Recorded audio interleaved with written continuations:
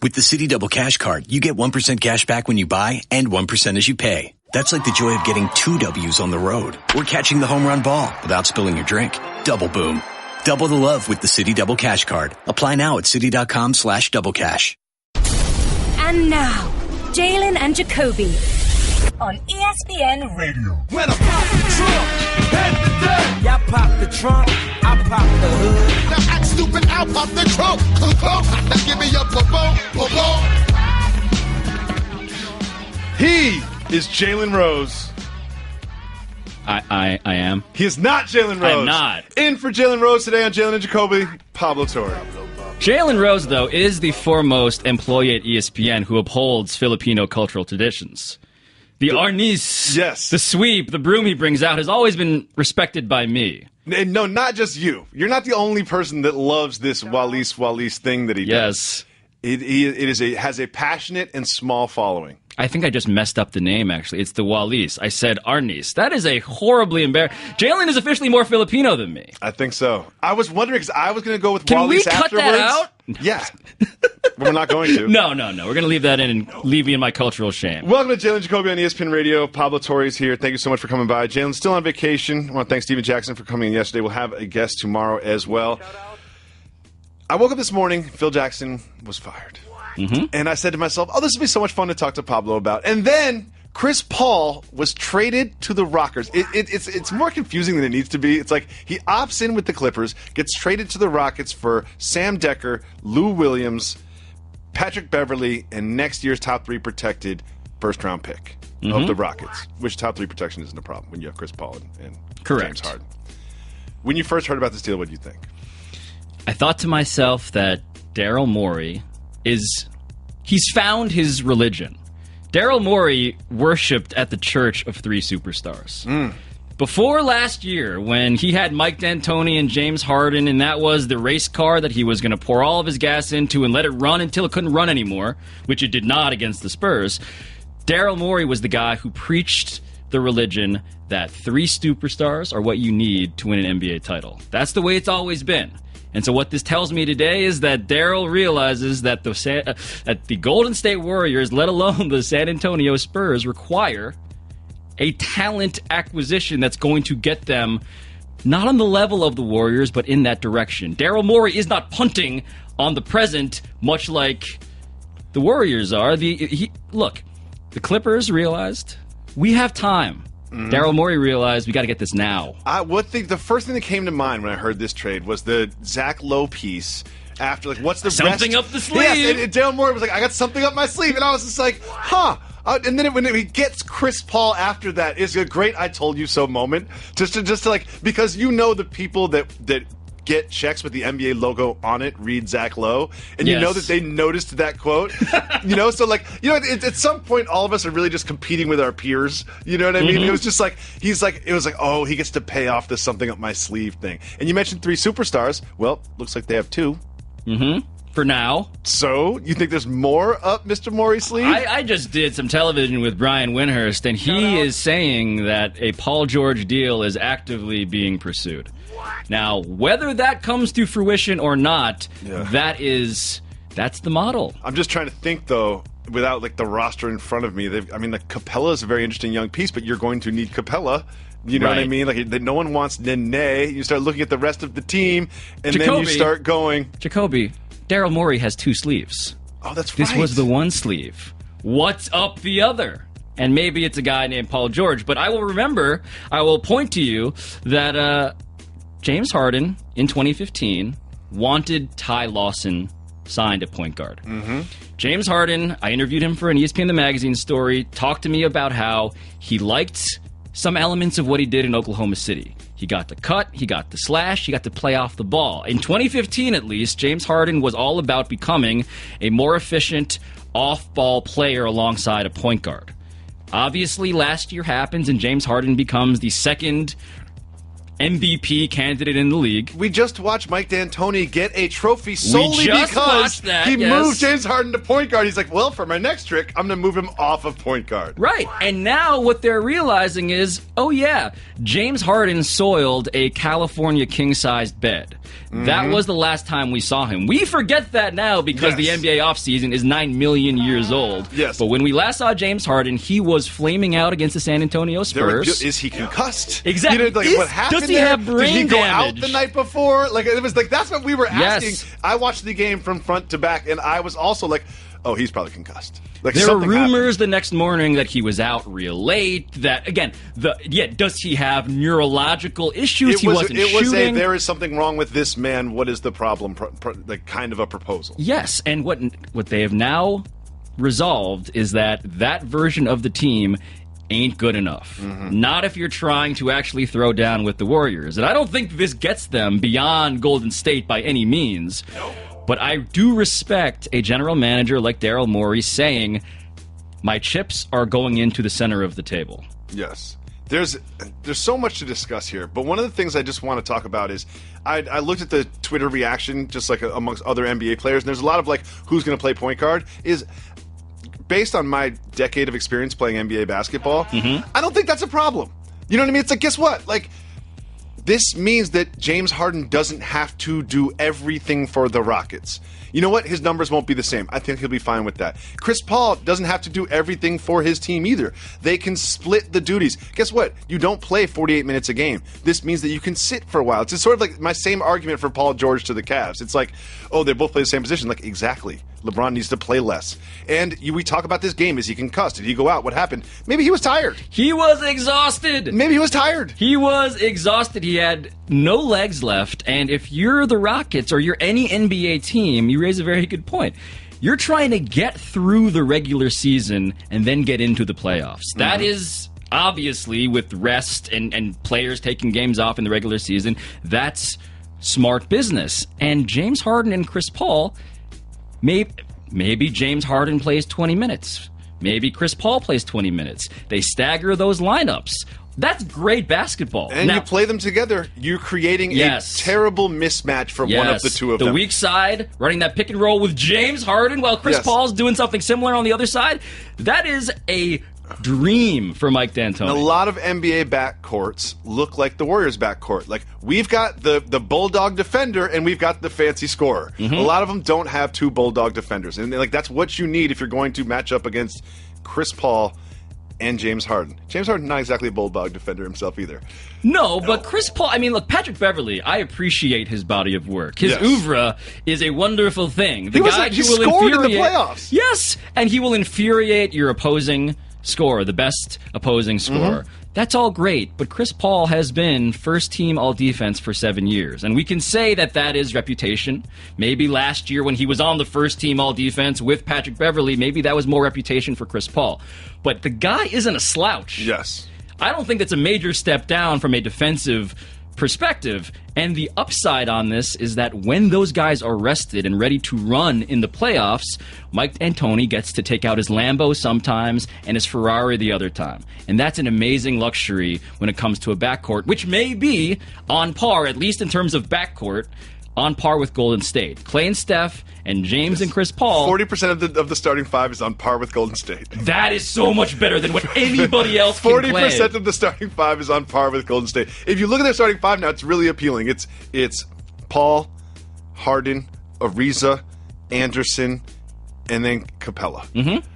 It's pretty good. I like Anderson more than most people, especially in a Morey sort of a deal. He can play defense better than his reputation says. And he's going to shoot threes. Yeah, Ariza can hit a three, Anderson can hit a three, and Capella can catch a lob. That's basically all they'll be asked to do on offense. Right. The team, the philosophy isn't going to be materially different in terms of what are they trying to achieve. Pick and rolls. Exactly. And threes. Pick and rolls and spread the floor. Yeah. That is Mike D'Antoni's pick philosophy. And rolls and threes. But now it's going to be a James Harden pick and roll who kicks to a Chris Paul for a secondary pick and roll. And then someone else then it's for a three. lob, Right. a lob to Capella or a three from Anderson. Yes. That's going to be 60% of the offense That's from a the nightmare. Rockets. That is a sounds nightmare. great. And if they add Paul George, then it gets real interesting. Phil Jackson got fired, and yet that is not the biggest story in basketball. Chris Paul opted into a one-year deal with the Clippers.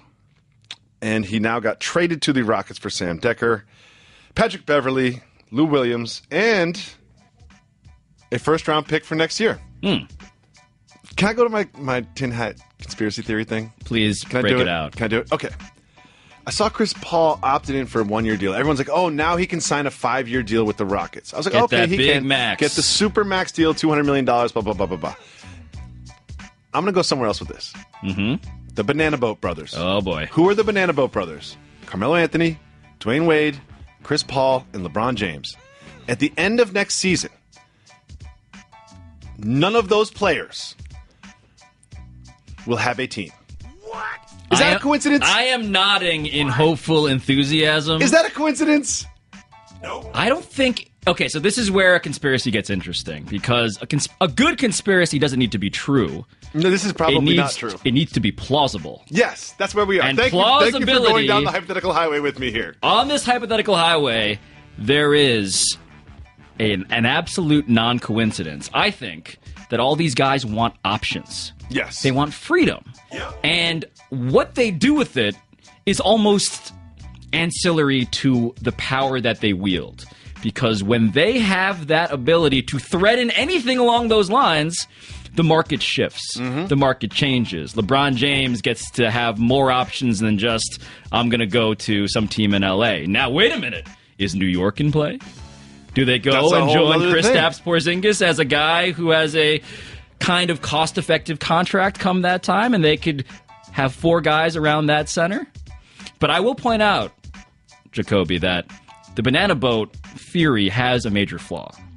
Okay. And it's a flaw that's so fundamental to the banana boat concept. The air is coming out of the banana boat. Well, if you look at the photo of the banana boat, one person is not riding. I think it was Carmelo said he was on the beach, though. I talked to Gabrielle Union for a story about LeBron and D-Wade's friendship. I rarely read stories front to back. I actually read that story. Because it has so much tinfoil-friendly gossip, if you want to read between the lines. And the whole ordering for each other thing is just weird. Bron got me on Seabass is one of Dwayne Wade's great I do love quotes. Seabass. It's fantastic. But when the banana boat was being assembled, Carmelo Anthony was standing on shore and saying to himself, per Gabrielle Union, the paparazzi's out there, I'm not going to be seen on no damn banana boat.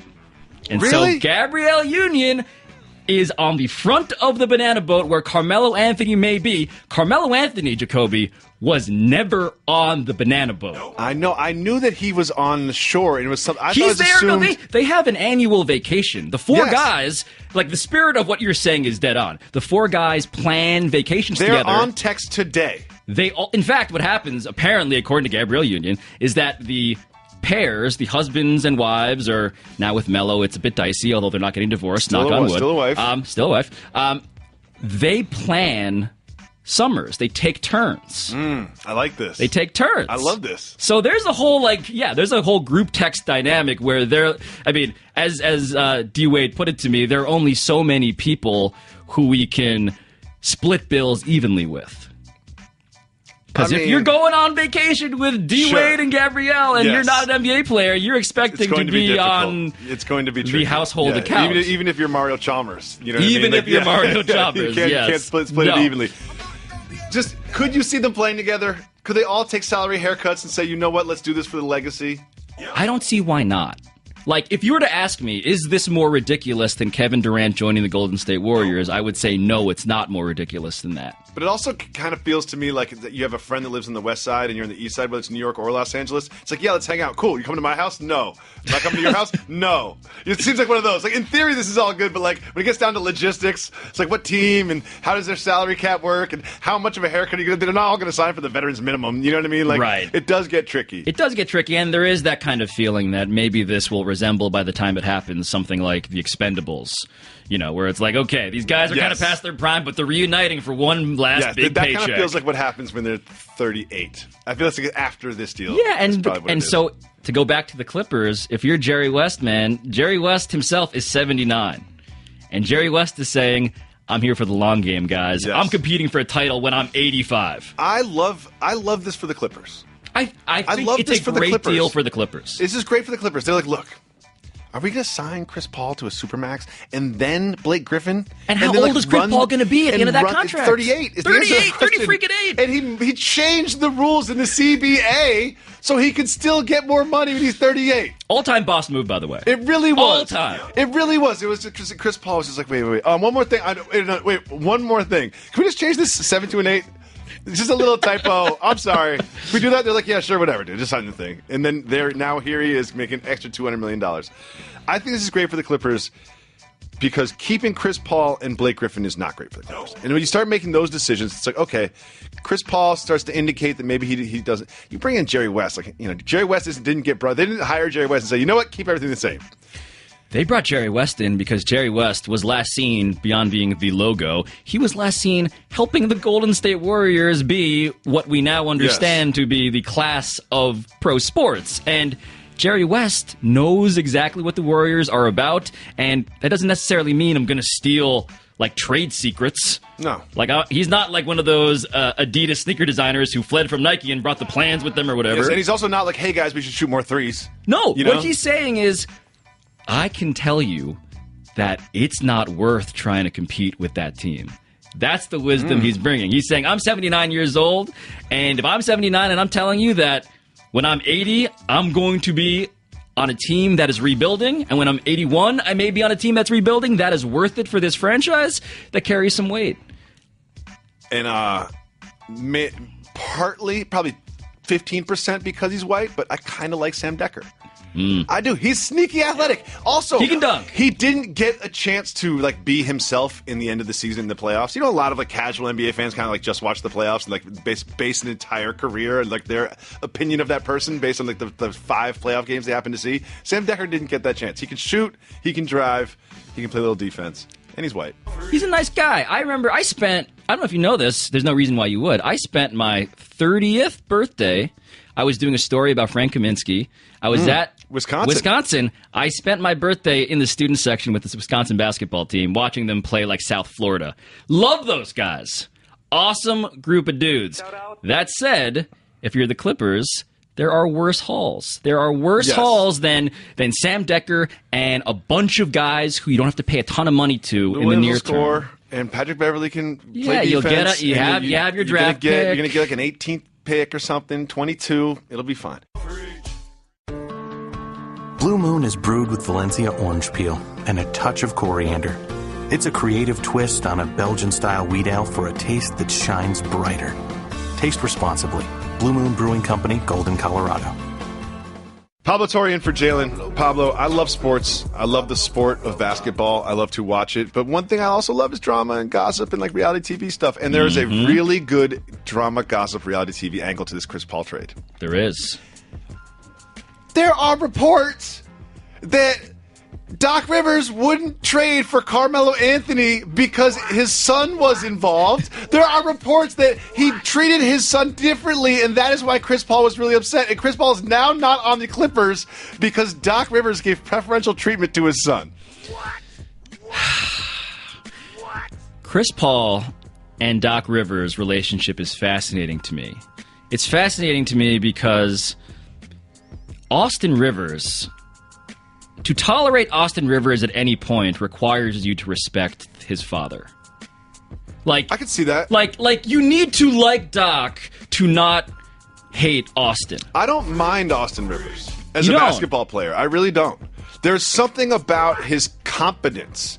He's I'm going to the hole and I'm going to try to score on this 7-footer. He was a really great prospect in high school. He was. And it's just I kind of feel that people devalue him as a basketball player in the NBA because of his father. I think his on-court ability is noticeable, and he has a confidence which is very helpful in the NBA level. That's the most noble defense of Austin Rivers that I've ever heard. Yeah. And I think you have a point. But we should look at that proposed trade that had been rumored because imagine if you were a Knicks fan. Well, here it is. Read it out again, please. Carmelo and Sasha Vujacic. Who's on the Knicks? Who's on the Knicks? On the Knicks. Sasha Vujacic. Just as a reminder, the machine is alive and he is on the Knicks. Yes. That would be shipped to the Clippers. Again, that is a Hall of Famer, a little past his prime, and Sasha Vujacic. In exchange for what? Who some may argue is past his prime. In exchange for Jamal Crawford, Paul Pierce's corpse and Austin Rivers. That is, I mean, people would have lit fire to buildings around the Madison Square Garden area. Yes, absolutely. That is horrendous. It is a fleecing. It's so it says something that the headline from that is the fact that Chris Paul was like, this is too much. Yeah, and we don't know for a fact that that was the deal that was offered and Doc turned it down. And I say that because I find it hard to believe. Right? Don't you find it hard to believe? Like, this is also another reason, if this is true, which is again an if, that Jerry West has to be involved. Because when you have the head coach who's also the decision-making maker in terms of personnel, who also a dad of a dude on the team, there's conflict of interest all over the place. There's conflict of interest just all over the place. And it's like, wait a second, we need to put somebody else in this, position of power to make these decisions. If this trade was proposed and then rejected, I don't know how Doc Rivers wasn't fired. Right. I mean, Doc Rivers being named the president of and de facto general manager of that team was a terrible idea at the time. But the more these stories come out, we are reaffirmed that he shouldn't be anywhere near that job. And this, by the way, goes to not just Doc. This goes to the Phil Jacksons of the world. This goes to people who don't have the skill set to be the head of a front office, but have a lot of gravitas / reputation elsewhere in basketball. I'm not saying that I know more about basketball than Phil Jackson or Doc Rivers, but I'm saying that in the job description of president and general manager, you want someone who actually has the ability to decipher the tax code that is the CBA, who does not have various conflicts of interest, whether they be romantic in the case of Phil Jackson for that weird period of time when the Lakers and the Knicks were run by the same weird soap opera type family, which was just unremarked upon by and large, although that was also insane. Or you want someone who actually, is super invested in scouting and has the time to be super invested in scouting. And those guys never had those job qualifications. So Chris Paul wanting out because of Doc Rivers is plausible, but I do think that Jerry West saying, and this is according to Brian Windhurst today, that 5th year for Chris Paul, not worth it for us, for the Clippers. Like that. And if that may be as big a straw to break the camel's back as any Doc Rivers type. I'm trying to think of the last playoffs in which Chris Paul didn't miss a game. I'm trying to think, because 3 years ago, he sat out some games against Houston. Yep. And they ended up winning those games and then losing when he came back. Last year, he went out against the Warriors, I want to say. And then this year, he went out as well. Against Chris Paul. Look, Chris Paul is tremendous in the postseason. He is, I believe he's 5th all-time in PER. And ahead of him, it's like Jordan and Mike and LeBron. But in terms of, is he a guy who you can build your franchise around? And this is the question now, if you're a GM and president of a team. Is Chris Paul can he be the number one player on a championship team? And I think that answer is no. Let me ask you a question. He could is be he the two. number one player on the Rockets? No. He's not. No, he He's could be not. number 2 because James Harden can be number 1, but the era of a team building around him, like Jerry West may have been tempted to do, that is dead and gone. gone. You touched on this earlier, and I want to get back to it. I find this interesting. Is like this is also another indication that what's happening in phone calls between 60-year-old general managers is important, but what's more important is what's happening in conversations and text messages between 25 and 30-year-old NBA stars. Absolutely. That is what's moving from team to team now. It's not because, the old white dudes they hammered it out at the negotiation table. It's like, nope, they were texting all summer.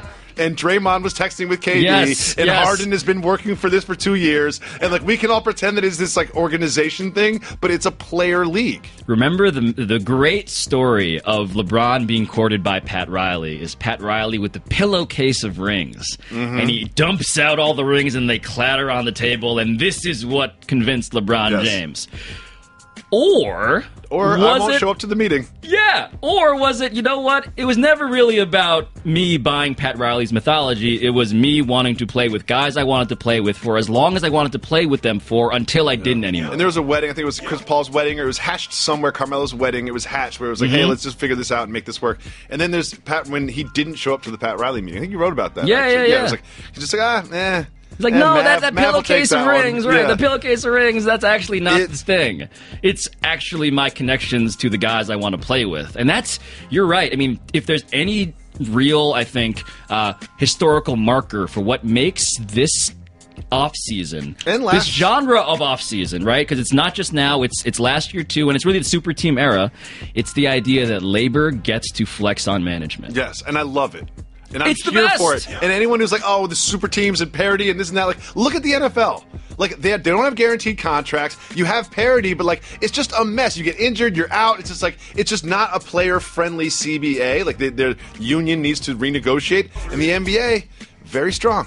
Very strong. The NFL does many good things. It engineers chaos and randomness and has that hard salary cap to help both of those things. Great for gambling. Great for regional allegiances, right? Yes. You're living and dying with these teams. You don't know what's going to happen. Maybe my team's in the playoffs this year. Maybe it's not. But what they lack is that personality-driven soap opera. Not lacking personality. Pablo Torre in for Jalen Rose. Pablo, you're Filipino, right? Manny Pacquiao was the first story I ever wrote for Sports Illustrated. I like to tout the personality-driven nature of the NBA, but boxing, man, like embedding as a Filipino-American in an entourage of Filipino dudes means that I'm suddenly in Manny Pacquiao's hotel room at the Ritz-Carlton in San Francisco as a bartender emerges and women enter, and oh my God, this is the almost famous life that I had dreamed of as an aspiring sports journalist. I remember leaving that hotel room, being around for a party, and then the next day going to his entourage and saying, oh, what did I miss? And them saying, well, Manny woke up, he was passed out on the couch, peed in a suitcase, returned to the couch, and fell back asleep. What? I can understand. I think how do I explain? I have a friend who will remain nameless that you would constantly pee in the sock drawer. You know what I mean? Like, you would just wake up and then pee in the sock drawer and then go back to sleep. In his blacked out mind, that is the safe Sometimes people spot. just look for a container of some sort. You know what I mean? It's like, it contains things, so I will put some liquid into it. I will say, there is a story of me in college in the middle of the night. I don't remember any of this, but I lived in the common room. I had the bed in the common room. Oh, that's the worst. My roommate, I lived with one roommate, Pat Coyne. He had the bedroom with the bathroom off of it. Shout out to Pat. So, shout out to Pat. I had to knock on Pat's door. Knock, knock, knock. Knock, knock, knock. I go in. I enter the bathroom. I, according to Pat, pee in the shower. Oh, brilliant. And then flush the toilet.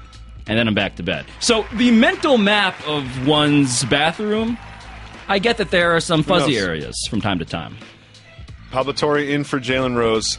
Phil Jackson effectively got fired, but he somehow gets paid $60 million for it. Like, people are doing the math. I think he got paid $666.66 for every win that he brought to the Knicks. $50,000 a game. On some level, I do respect that con. So do I. On some level. Like, there is... So here's the thing about Phil. He's not the, like, oh, you know what?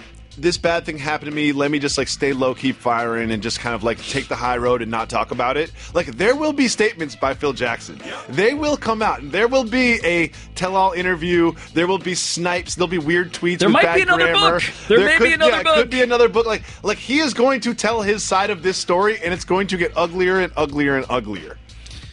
Phil Jackson is someone who I want to like. Phil Jackson...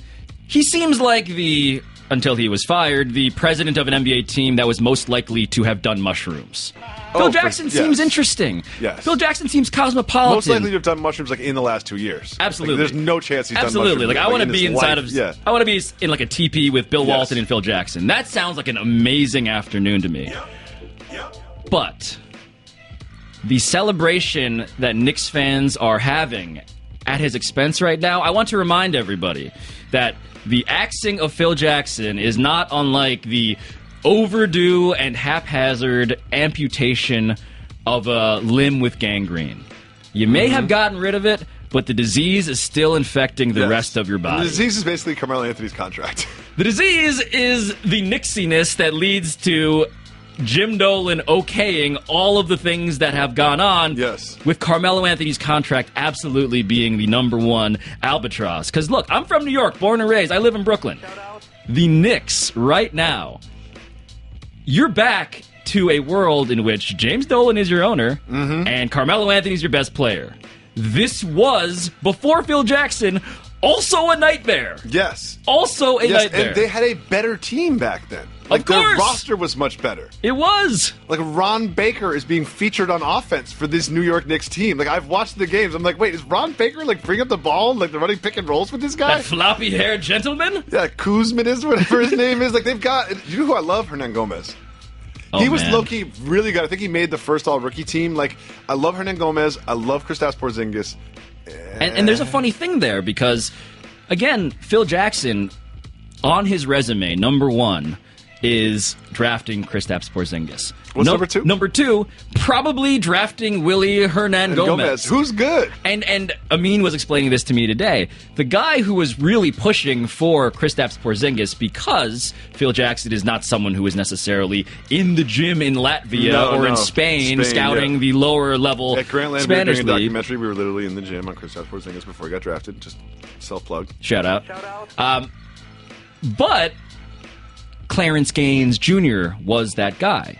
Clarence Gaines Jr., who is one of the advisors that Phil has maintained, pointed him to Kristaps Porzingis and to Kristaps Porzingis' teammate, Willie Hernan Gomez. They're on the same team. So the idea that Phil Jackson has 2 lines on his resume to be proud of, and neither of them may have been actually from his expertise, is kind of an amazing footnote. He has so much on his resume not to be proud of. There's so much that he has done there not to be proud of. But my question is this, does he work again in the NBA? No. I don't think so. The answer has to be no. It has to be no. It has to be no. And we're also like 4 years removed from him being the head coach of the Lakers. Do you remember like that late night, like, oh no, it's D'Antoni thing? Like, he was going to be the head coach of the Lakers. He wanted it. And now here he is, like, unemployable in NBA circles. And he's unemployable for legitimate reasons. And I was under the impression, I had a favorite theory that Phil Jackson was trying to George Costanza his way out of that job. He wanted to be so bad that he was fired. But what I'm realizing the more I talk to people who know things is that Phil Jackson sincerely wanted to make the Knicks better by getting rid of Kristaps Porzingis.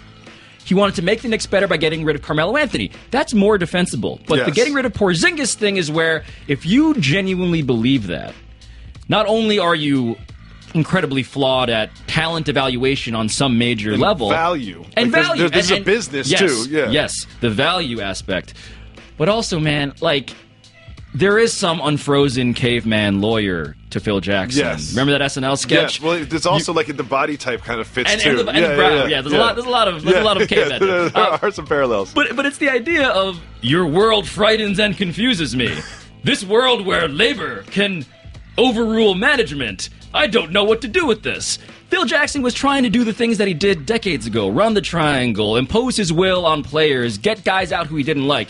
And work through the media to get under people's skin and then try to have that actually affect their play on the court. Like, that's going to work in 2017. Right. Like, I'm going to leak this to my friend. He's going to write a column and no one's going to be the wiser. It's like a blog post even. It was like in WordPress. You know, it was like his Pinterest page. This is Phil, this is your Tumblr. Like, you can't just post trash talk. It's so he's poorly suited for the modern NBA. I think that he will cash a check again. It will be some sort of consultant thing where he can like answer some text messages in a phone call for like the Bobcats or the Hornets or whatever, the Horn Bobs, and then he can and that will be his future. But we haven't heard the last of Phil Jackson. But come on, man, the triangle, like the triangle. You're not drafting Malik Monk because he doesn't fit in the triangle, and Frank Ntilikina does. Well, that's the other thing about why this amputation has been haphazard and overdue is why did Phil Jackson get to run that draft? They just had a draft. But it's just like, if you were going to get rid of Phil Jackson at some point, is it too much to ask Jim Dolan to have the foresight to not have him select players on the basis of an offensive system that was going to be antiquated as soon as Phil was gone? And one thing that's interesting is there are reports by our colleagues, intelligent and informed colleagues, that he wanted to buy out Carmelo, and the Knicks did not. Right. But it also kind of felt like I have this one friend who will remain nameless that proposed to his girlfriend to break up with her. What? You know what I mean? Like he was like, I'm going to bet big. He's like, I'm going to propose to my girlfriend, and she's going to say no, and then I'm going to use that as to get out of this relationship. It's almost like he knew the Knicks wouldn't do it, so he used that and be like, this isn't going to work. Classic high risk, high reward. Mm-hmm. I don't think he actually wanted to buy out Carmelo. I think he knew that proposing buying out Carmelo would lead to his own buyout. But isn't it terrifying that we don't know that this was all on purpose? Like, he was maybe just organically bad at this. Like, I want to live in a world in which Phil Jackson had some element of chess to his game. Exactly. We give him so much credit based on these like rings that he has, but like maybe he's a good basketball coach. And it's also like if you're trying to trade Carmelo Anthony, why is it every time a microphone is in front of you, you're devaluing Carmelo Anthony and saying you want to trade him? Exactly. Like this is not how this works. Hey, Phil. you guys want to buy my car? The car's terrible. It's the worst car out there. No one wants the car. Do you want the car? That's a terrible sales job.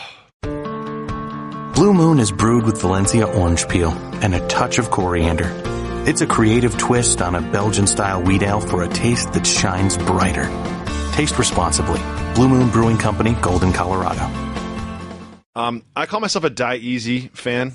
I'm not a die-hard Knicks fan. Mm-hmm. I grew up in Massachusetts, so I'm also like a Celtics fan. I'm a Die Easy fan of these teams. Like, I don't really care. I kind of like storylines and certain players more than I'm a die-hard fan. You sound like a millennial. Yeah, but I have gone to 200 games at Madison Square Garden, and when you have had that experience, it is impossible not to kind of love the Knicks. Yeah, well, what years? What's the range of those 200? 96. Well, I was too broke in 96, so let's go 98 through 2012. Right, so you just got a taste of what Allen it could Houston, be like. Yeah, that Allen Houston run was really great for me. Followed by complete tabloid dysfunction. Yes, exactly. And then like the Eddie Curry years. I feel like that's Jalen Rose, my co-host, was there for a while. That's right, of course. But there was times when you could go to those games for like $12 and go down and walk down to the front. So I became a Die Easy Knicks fan. I know that you are a Knicks fan as well. 2014, Phil Jackson was hired by the Knicks, and he was fired this morning. I don't like the word fired. He was bought out.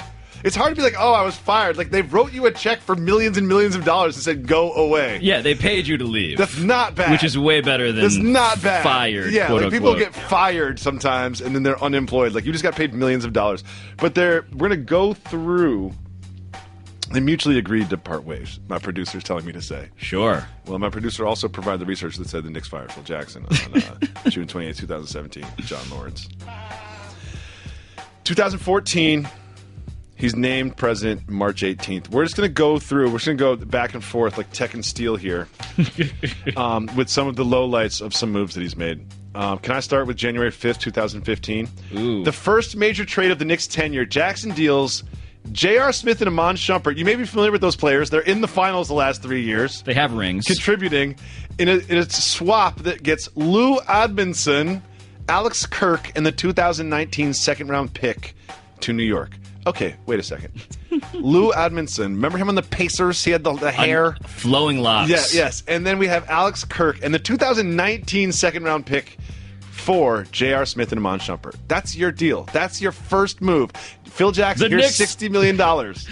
How dare you forget that the Knicks also acquired Lance Thomas? Oh, no, I didn't forget that. I admitted it because I just found like it was more irrelevant than Alex Kirk in the 2019 second-round pick. Pablo, you're next. I'm going to go right to February 25th, 2015, because that's when Phil Jackson ripped the Knicks on Twitter. And yes, there was a 7-game losing streak, but talking about the basketball gods and heartburn just opened the door for us to an old man on the internet. And that's one of my favorite people. Just the guy who's tweeting things like, how's it going? Where G-O-I-N-K, like that's the version of Phil that I fell in love with. February 28, 2016, Jackson tweets that Golden State Warriors star Steph Curry reminds him of Mahmoud Abdul-Rauf. Yep. He's part of that old guard of like, you think Steph Curry is good, but back in my day, old Chris Jackson turned Mahmoud Abdul-Rauf was better. It's like, okay. I am old enough to have seen Chris Jackson at LSU, and then Mahmoud Abdul-Rauf in the NBA, and he was an excellent shooter. And Jalen Rose will say over and over again what a great teammate he is, and how Steph Curry does remind him of that. But at the time, February 28th, 2016, Steph Curry was in the middle of that season. Yes, where it was unanimous MVP season. Is this the little skinny dude, the best basketball player that has ever played this game? And here's Phil Jackson just waking up in the morning and be like, let me remind these young people. You like Anthony Davis? You ever see George Mikan? Yeah. Mikan, great branding on that drill, though. Truly. The Mikan drill. Truly. Yeah, him, both hands. Him being associated under with the rim, that, both hands. It will never go away. I still do the Mikan drill to this day.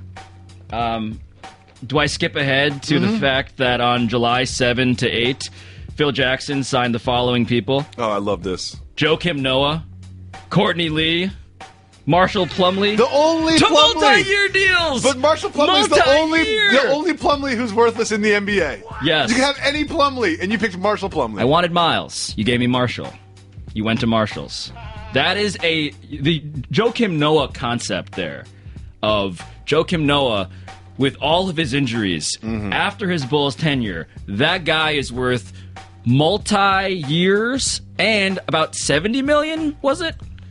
That was indefensible at the time. And I love Joakim Noah again as a guy who I'd love to be in a teepee with. Yes, and he's also a New Yorker. Grew up in Hell's Kitchen, stick man. Joakim Noah was an MVP candidate one year with the Bulls.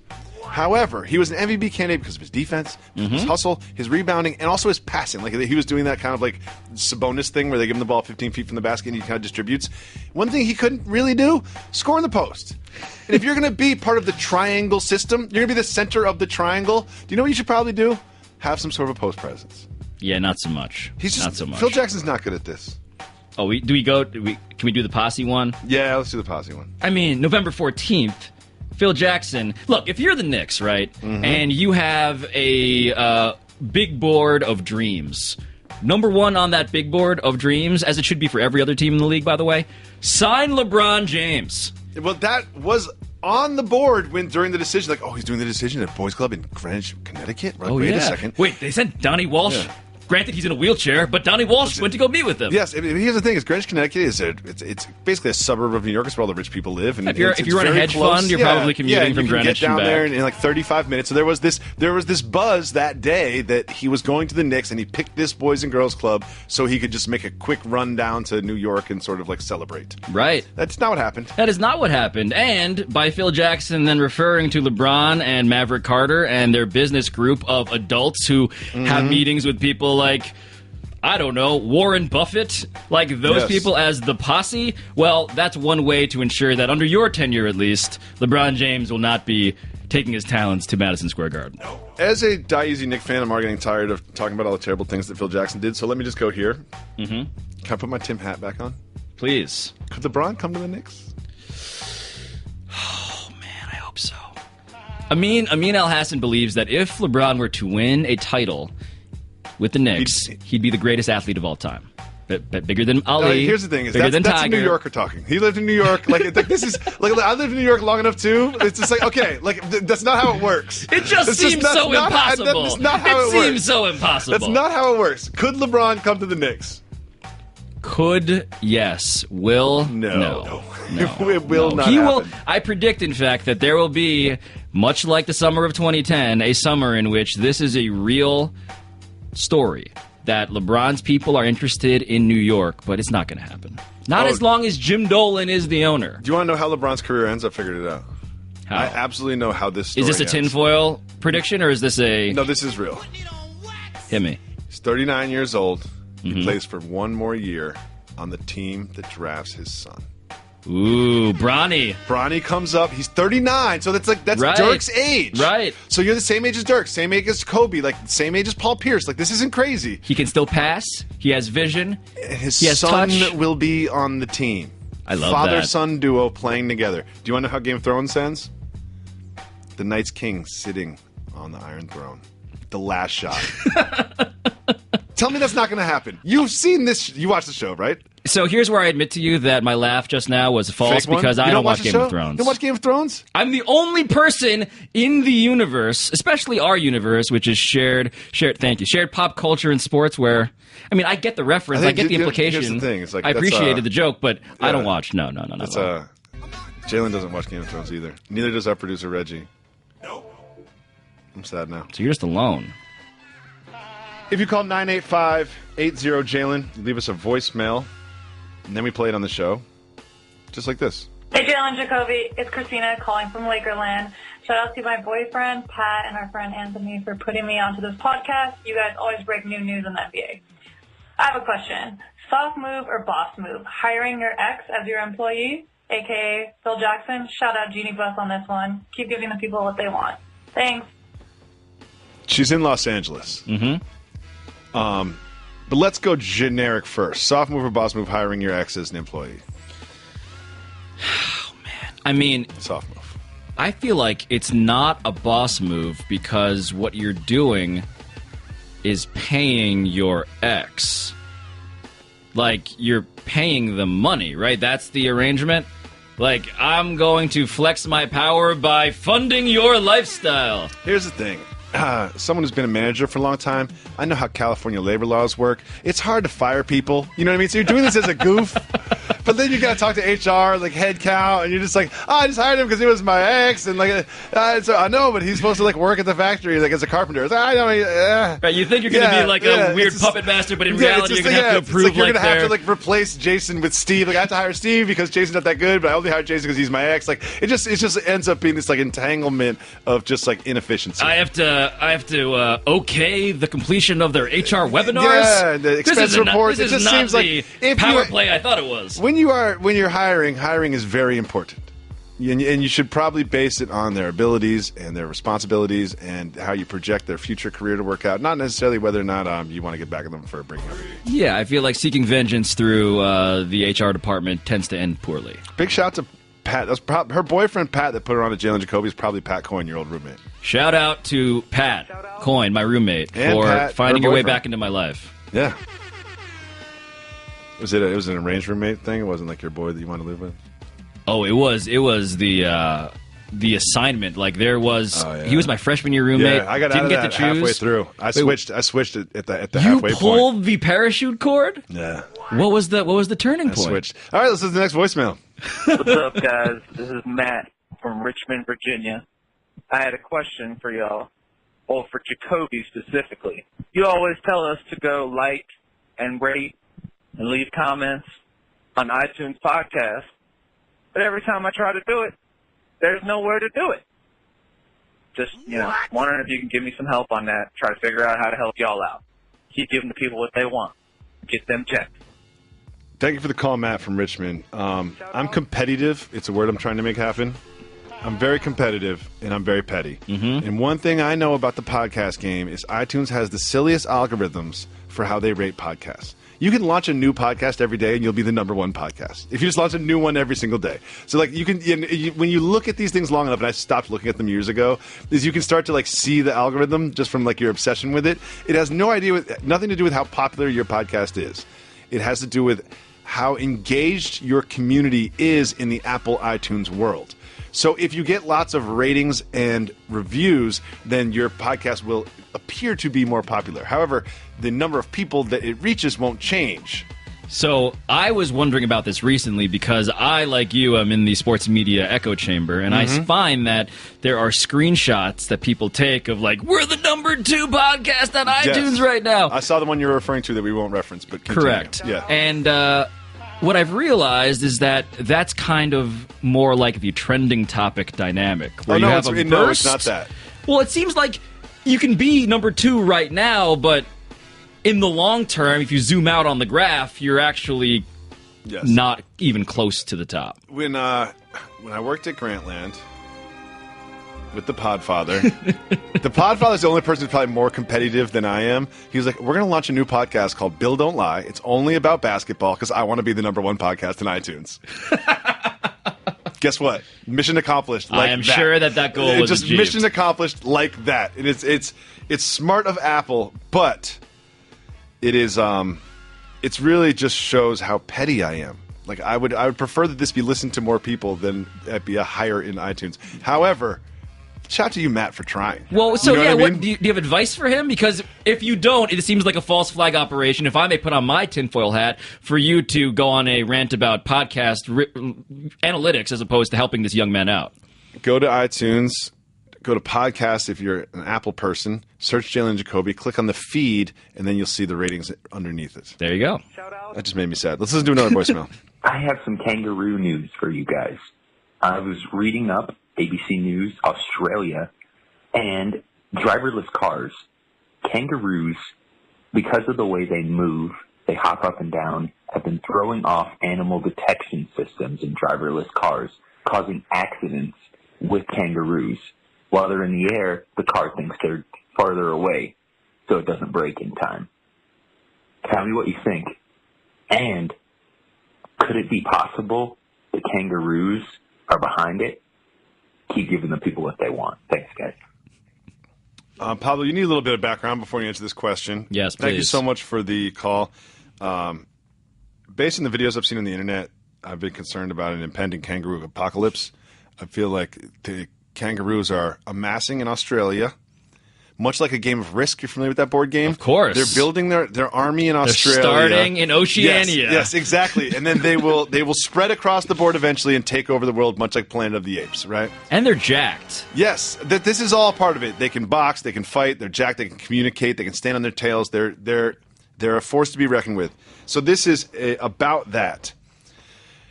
The driverless car angle is interesting. I think that the problem here isn't that the kangaroos are behind driverless cars as a means to ignite the kangaroo apocalypse. I think the driverless cars' sensor problems are just off. Like, if you can't see a jumping kangaroo, what about a jumping child?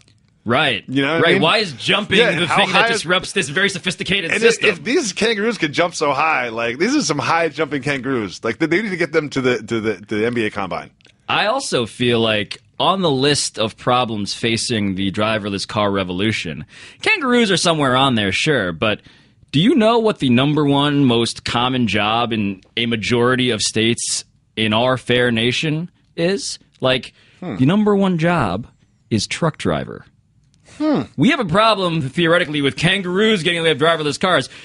Talk about a revolution. How about the fact that driverless cars are going to replace truck drivers, who are the most populous job in the United States of America? Well, we'll need more people in the medical field because all those driverless cars will be crashing into each other. Correct. Oh, solve that problem. We have a game we play here. You work in sports media, I work in sports media. There's a lot of headlines. You're probably on the same emails I am about news, and you get the notifications to your phone. Yep. Sometimes you just have to filter out the noise. So I'm going to read a story in the world of sports or pop culture. If it is worth discussing, you'll ask me to hit the brakes. If it is not worth discussing, we'll just keep it moving. Jeannie Buss enjoyed LeVar Ball's WWE appearance. Hit the brakes, keep it moving. Hit the brakes. Oh, didn't expect you to go with that one. LeVar Ball is jacked. Thank you. When he first took his shirt off, I was like, oh, this is not going to go well. You know what I mean? Like, he's a dad of 3. He's like 50, 60 years old. He looked great. My 2 observations from that and why I agree with Jeannie Buss. 1, the kids loved it.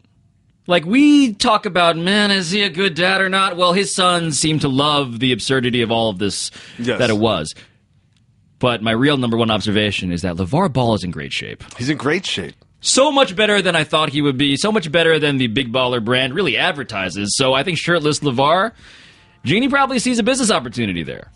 So I feel this, like, guttural disdain for LeVar Ball. And mainly for the way that the sports media, our network and others have used him in this, like, mutually beneficial snake eating its tail thing. Like, it makes me crazy, and I'm just like, I don't want to talk about LeVar Ball, and why is every single thing he say a headline at our company? However, I'm starting to, like, slowly thaw on my LeVar Ball. Come to this side of the aisle. I'm starting to love it. There's this story from Rob Pelinka that he went to go visit LeVar Ball, and he was training 20 local kids, like, not NBA prospects, 20 local kids in Chino Hills, training them at 8 in the morning, calling them all individually by their names, had them over to his home and cooked them all breakfast. Okay? I cook breakfast for 3 children and my wife, and I complain about it for the entire rest of the day. He's cooking breakfast for 20 people. 20 children, none of which are going to the NBA, and training them at 8 in the morning. That takes a kind person. I think LeVar Ball is a more complicated man than we realize, and the reason why we don't realize he's more complicated is because he, to quote another ESPN colleague of ours, he plays to win the game. The game is exposure. He is winning that game. He's winning the game. We are losing, I'll tell you that much. Saints QB Drew Brees is launching a co-ed youth flag football league. Keep it moving or hit the brakes. Keep it moving. The Warriors' Stephen Curry to test his golf game against pros in the Web.com Tour's Hayward stop. Breaks. And I say this because I was on Twitter today and saw some golf people be very agitated at the idea that Steph Curry was stealing the spot. Those are the same of a people that were rightful mad golfer. at Tony Romo wearing the Mavs jersey. Right. Like, come on, man. It's this like is the Web.com Hayward Tour. It's Let that. Tim Tebow play baseball. It's that, and also we would have no idea. I would have no idea that this tour existed if not for the fact that Steph Curry was in a headline. The rising tide of Steph Curry playing in this tour will float more boats than that one little dinghy that the one spot he's taking away. Correct. You know what I mean? Correct. It's not a perfect metaphor, but you can go with me on that one. The boats are rising. The boats are rising. Clinton Portis was ready to kill a man who lost his money. Keep it moving or hit the brakes. Breaks. Do you need to know more? You're up on this one? I do want to know a little bit more. Well, I have some information. Former NFL running back Clinton Portis wouldn't have been the first player to have lost his money in his career earnings, but he came perilously close to making things much worse. According to a story by Brian Bernsund sorry if I said your name wrong, Brian, of Sports Illustrated, Portis was considering killing one of his former managers who was responsible for losing millions of dollars. So let me go here. There's a spectrum on this. There's like, oh man, I want to kill that guy. And then there's like, okay, give me his address. Let me get some guns and a black mass and drive over there. Like, there's a spectrum. You know what I mean? Like, at what point haven't we all felt like killing somebody? It's just, how much did we actually realize that feeling? Right. And what does it take to get you to that point? Because I did a story about how athletes lose all their money in general, and that's a very dramatic oversimplification. Very much so. But I talked to Torrey Hunter about a business deal that he was scammed in. Yes. And Torrey Hunter's business deal may have caused me, if I were Torrey Hunter, to want to murder the man who pitched me on it, because the idea was, you know how there are floods in, like, flood zones and how furniture gets ruined? Well, maybe we can sell a product that's inflatable furniture holders. So there's a inflatable plastic thing underneath the couch. When the flood comes, blow up the couch inflatable thing, and the furniture floats away. So if I lost my money on that, I may be tempted to consider murder, but Clinton Portis clearly a different level. I would not invest in that business. No, it was bad. That's a very bad business. Clinton Portis he had a good 6-month run during those press conferences where I was like, this is the most entertaining athlete I've ever seen. Like, right. What was his character Southside again? Jerome. He had one every different week. Yes. He had one different every week. It was Southside Jerome, and then, I can't believe I'm forgetting these. Yeah, I pretty much drag everything to the trash file, like, every day. Oh, my God. You know what I mean? So I can't. Southside Jerome was one of them. I can't come up with the list. Oh, here's a good one. Researchers say human lifespan may have no limit. Break. Okay. Last year, a trio of New York researchers claimed humans had already lived as long as they possibly could, about 115 years. That's what the Albert Einstein College of Medicine researchers said. However, a group of Canadian researchers challenging that assertion, saying it's possible for human existence may be boundless. I'm not going to go into details because it's boring. Boundless? I could see it. This reminds me of that story I read recently where there's some Silicon Valley billionaire who I won't name for fear of triggering a potential lawsuit. Sure. But was like getting his blood cycled out for the blood of like a healthy younger person. Oh, okay. So the very rich people in our world are doing things in this direction, and I'm curious about what else is in that field. Like, I want to know, is it being a blood vampire, or are there more scientific advancements? I think I read about that guy too. It's like, I'm trying to hack time or whatever. It was like the Mr. Robot storyline. It's like what I'm trying to do is hack life or whatever. Yeah. Yeah, no, I mean, I want to live forever, but at the same time, I have my doubts. Sounds like a lot of time in the hospital bed while like someone pumps blood into me. You know what I mean? I better have something really good to watch on TV, or else I'd be like, this is uncomfortable. Maybe I'll just live for 100 years. You know? Right. This is uncomfortable. Just get me out of here. All right. Next, we have Rob Gronkowski works out at a random high school in Texas. Keep it moving or hit the brakes. Keep it moving. I mean, Rob Gronkowski tells some dirty jokes, and a show, the David Ortiz goodbye roast, could not air on Nesson. Keep it moving or hit the brakes. I'll hit the brakes on this because did you watch this thing? No, but I read some of the jokes. Yeah. So my problem, like, I'm not above roast culture. I get it. Sure. The jokes are just terrible. The jokes are bad. They're like standard garden variety, like racist joke. I know you listen to Jalen Jacoby every minute, every day, right? So this isn't news to you. I get it pumped into me while I'm in bed, like teenager blood. Yeah, exactly. But I have a saying: you can be mean if you're funny. Like, you can be mean if you're funny. You can be mean to me. You can make fun of like whatever things about me if you are funny. And I think that in comedy, I think you should be graded on a different curve when it comes to sort of taste. Sure. But, like, another curve that you should be graded on is it funny? And none of this was funny at all. No excuse for saying that some of the things he said. I would never, ever, ever do it. Of course. But, like, if the intent was humor, you completely didn't do that. Right. Like, what is Rob Gronkowski's writer's room? I think it was... Like, who's in that? No one is in that. Is it the other Gronkowskis? Because if so, maybe reevaluate that strategy. What it seemed like. It seemed like some of those who came up on the party cruise. We're going to open up our 1-800-Flowers Twitter feed because we have a motto on this show.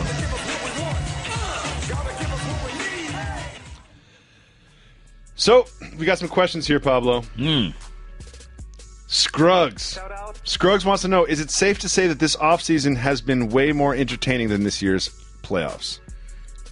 I am a person who liked the playoffs. Thank you. Playoffs were super fun. I was like, also, these headlines are interesting, but like the hypothetical of what's going to happen down the road is interesting, but I like watching basketball players play basketball. Right, so I'm somebody, I think this is where we can be as a duo, Jacoby. Like, we're here for the soap opera. We want the soap opera. We want the fact that the NBA is as the world turns for our male and female sports fan demographic.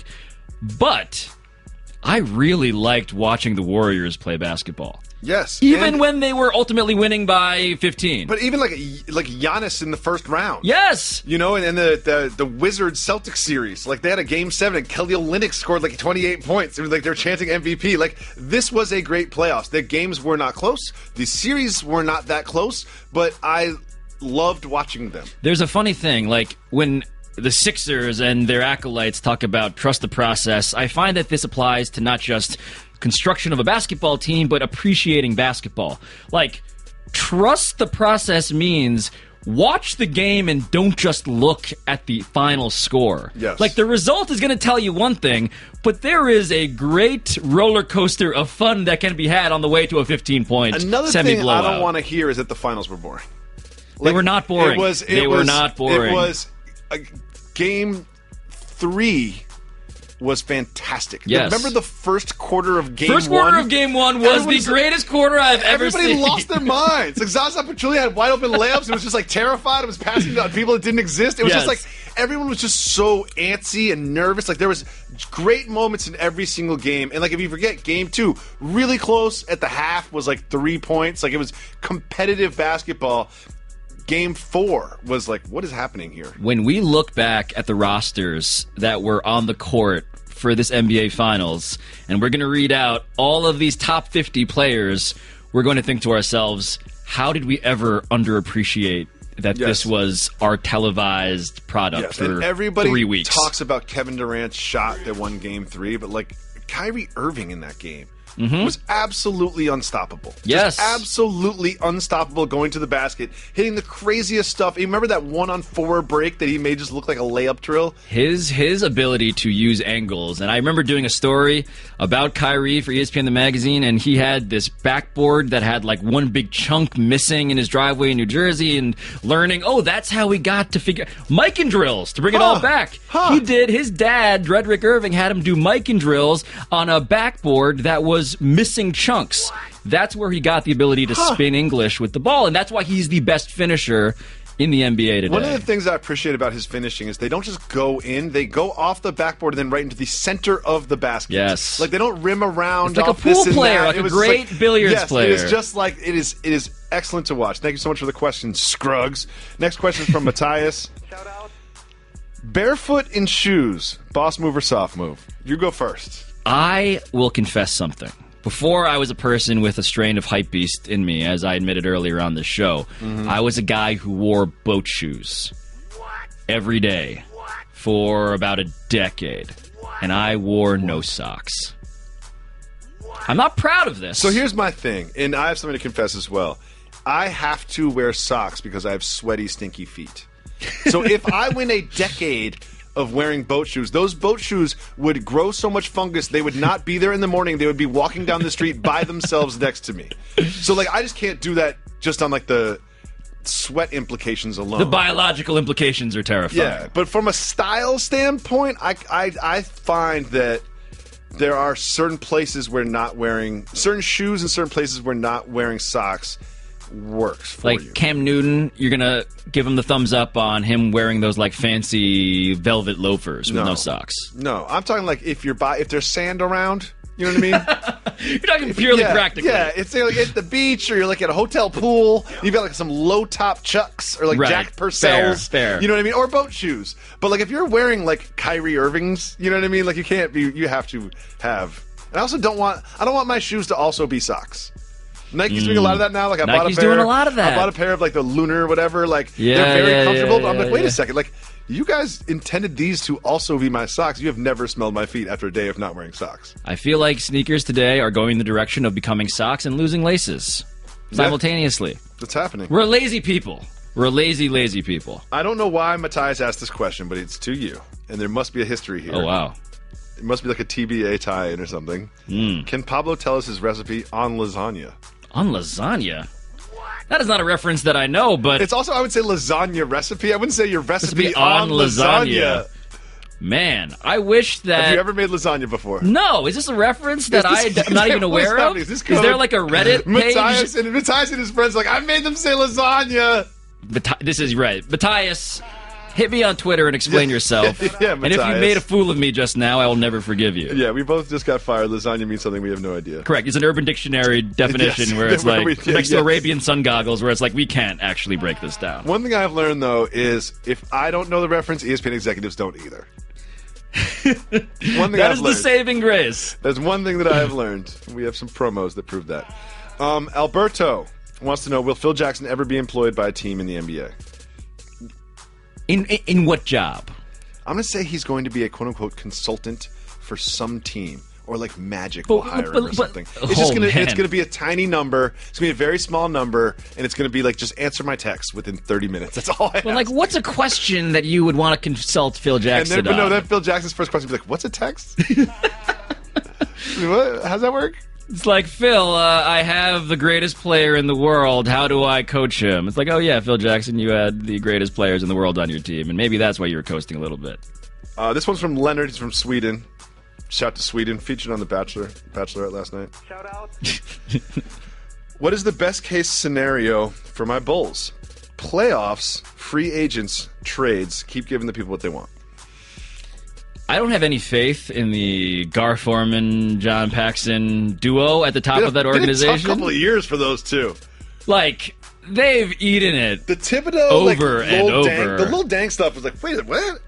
That was borderline unethical? Oh, or no, maybe straight up all unethical? the way there. Yeah, it was all the way Allegedly unethical, I should say, for legal reasons. But what are we supposed to take away from their tenure as a positive? Like, the Jimmy Butler thing, it's not just that Jimmy Butler was traded and the fans love Jimmy Butler. It's the idea that that's all you got? That's it? The guy was on a great contract, was very popular, has the potential to be a top 10 NBA player, and that's what you get back? It was when Tom Thibodeau was named as the Minnesota Timberwolves. Jalen has got this thing where he doesn't, like, he's not like getting text messages from all the executives. He can just like feel what the future is going to be in the NBA, and he's like, "Oh, Jimmy Butler, we'll watch for Jimmy Butler to get traded to the Timberwolves." Like he said that the day was announced, right? He's forgotten this, or else he would have asked us to pull the tape. I was going to say there has to be some. However, he said, but then he immediately said, "Oh no, that won't happen because they would never help Thibodeau." So, like, not only does Thibodeau have this acrimonious exit from their franchise, he ends up being the person that fleeces them of Jimmy Butler. Correct. It's a sad time in Chicago, man. I don't know what to be optimistic about. But Leonard has the summer in Sweden to look forward to. You know what I mean? Yeah, Leonard, you got a beautiful country. Yeah, the Alps. You It's know what clean. I mean? Yeah. You guys eat meatballs with jam, which I appreciate. Ooh. Meatballs and jam, Swedish meatballs. Huh, I didn't know jam Have was you involved. Have you ever been to the IKEA cafeteria? No, I'm a Costco guy. In the IKEA cafeteria, they serve meatballs Have you and been like to some the lingonberry IKEA in jam. Red Hook? Oh, of course. The parking lot of the IKEA in Red Hook is better than most beaches I've ever been to. It's amazing. It is amazing. Thanks so much for listening to the podcast. I want to thank Pablo Torre in for Jalen today. Thank you, Pablo. You know what? I want to apologize to my Filipino brothers for messing up the term at the top of this show. I'm glad you brought that up because when I heard that, it's Walis. the first thing that went through my head was Jalen has been trying to make this a thing for years, and he has been owning it, and maybe he's been pronouncing it wrong the whole time. You know what I did in my brain? I took Walis, which is the bundle of like sticks, straw, whatever you want to call it. That's the broom for a sweep, and I combined it with Arnel to say our niece, Arnel Pineda, who is the Filipino replacement for Steve Perry in Journey. That's how my brain works, Jacoby. You have things going to the trash can. Well. I have things breeding and totally becoming mutants of not real things. I appreciate you explaining. Thanks so much for listening to the podcast. Don't forget to rate us and review us on iTunes because I am very petty.